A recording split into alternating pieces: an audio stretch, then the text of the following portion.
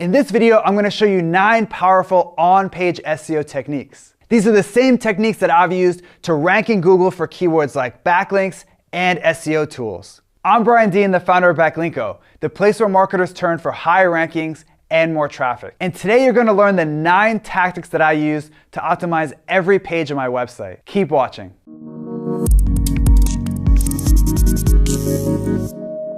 I launched my first website way back in 2008. Needless to say, on-page SEO was a lot different back then. In those days, keyword stuffing was all the rage. I mean, people would actually argue on forums about what the best keyword density was. If my page has 879 words and my keyword appears 17 times, that's a keyword density of 1.9%.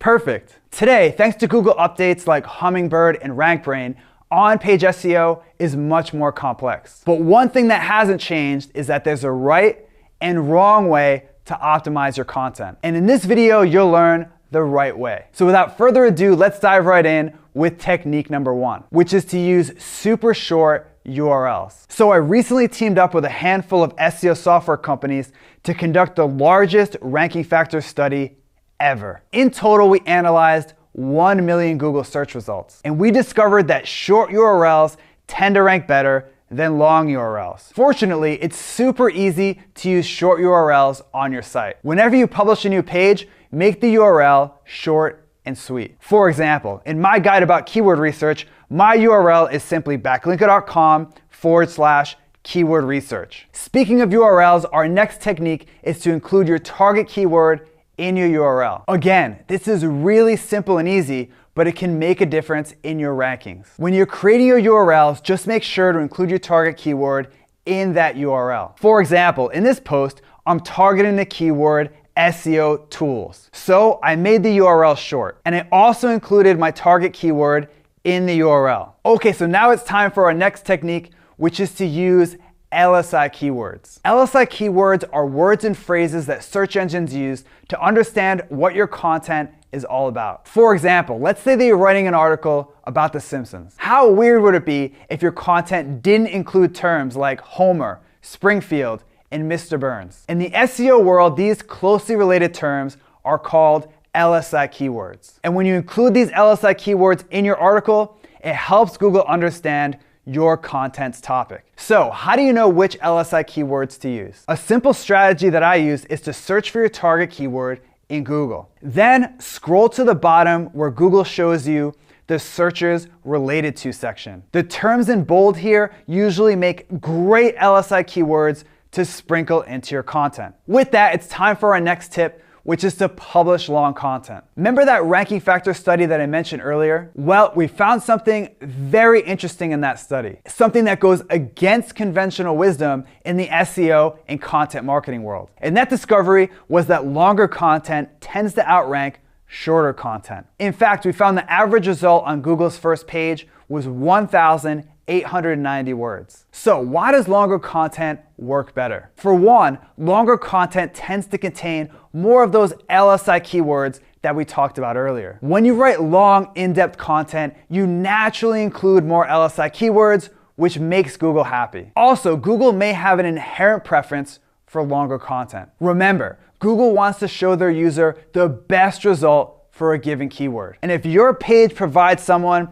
with a comprehensive answer to what that person's looking for, Google will want to rank you high up on the first page. In fact, my highest ranking content also tends to be my longest content. For example, this post about SEO techniques is a whopping 4,000 words. And that's one of the reasons that it ranks in the top 3 for the keyword SEO techniques. Okay, let's dive right in with technique number 5, which is optimizing your title tag for click-through rate. Now, you probably already know that you should include your target keyword in your title tag. That's on-page SEO 101. But what you may not know is that you should also optimize your title tag for click-through rate. Why? Because it's a huge Google ranking factor right now. In fact, a Google engineer recently gave a presentation where he confirmed that they use CTR as a ranking factor. In other words, if people search for a keyword and click on your result, it sends a strong message to Google that you're a great result for that search. And they'll likely give you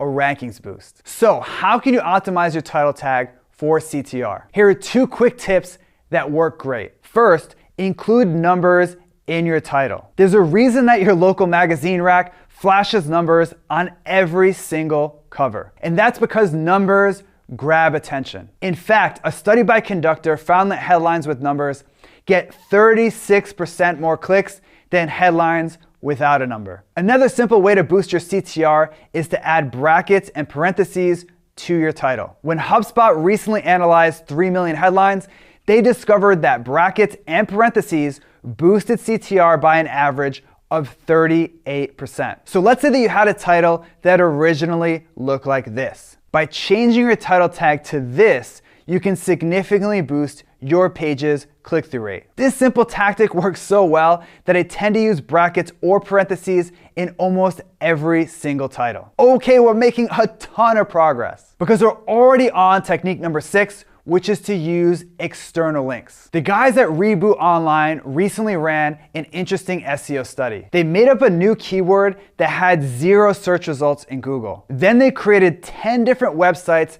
that were optimized around that fake keyword. 5 of the websites linked out to other websites, and 5 of their websites had no external links. What do you think happened? The 5 sites that contained external links outranked 100% of the sites without external links. So it's clear that Google uses external links as an on-page ranking factor. The question is, how can you use them on your site? It's simple. Include 2 to 5 outbound links to authority resources in every single article. For example, at Backlinko, I generously link out to resources that help my readers out. And these external links make a small but significant difference in my rankings. Now that we've tackled external links, it's time for me to show you how to use internal links. This one is insanely easy. Whenever you publish a new piece of content, make sure to link back to 2 to 5 older pages on your site. But not just any older pages. Pages that you want to rank higher. Now this may sound like common sense,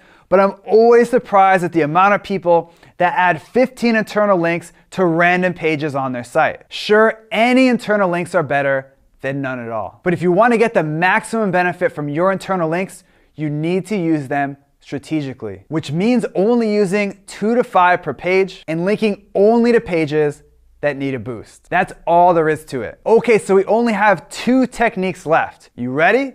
Let's do this. Our 8th tip is to maximize site speed. Site speed is one of the few ranking factors that Google has publicly confirmed. And from my own testing, I've found that a faster site gives you a slight edge. So how can you make your site load faster? First, invest in premium hosting. When it comes to your web host, you get what you pay for. Back in the day, I'd use cheap $5 a month hosting plans. And needless to say, my site loaded slower than molasses. Today, I use premium hosts like Web Synthesis and Liquid Web. They're not cheap, but the boost in speed that these high-end hosts provide make it well worth the investment. The second way to improve your site speed is to use a CDN. CDNs deliver your site's content closer to where your user lives, which makes your site load much faster. With that, it's time for our last tip, which is to include multimedia in your content. If you read my stuff at Backlinko, you'll notice that I use a ton of screenshots,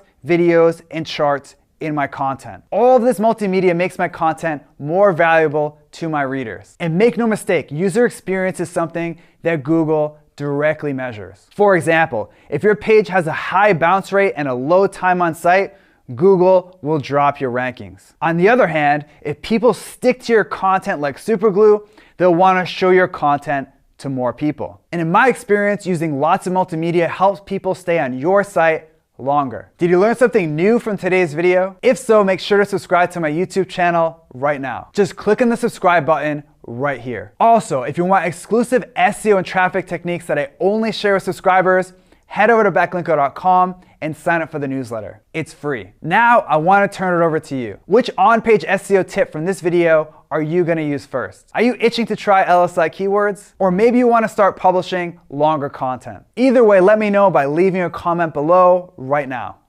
Okay.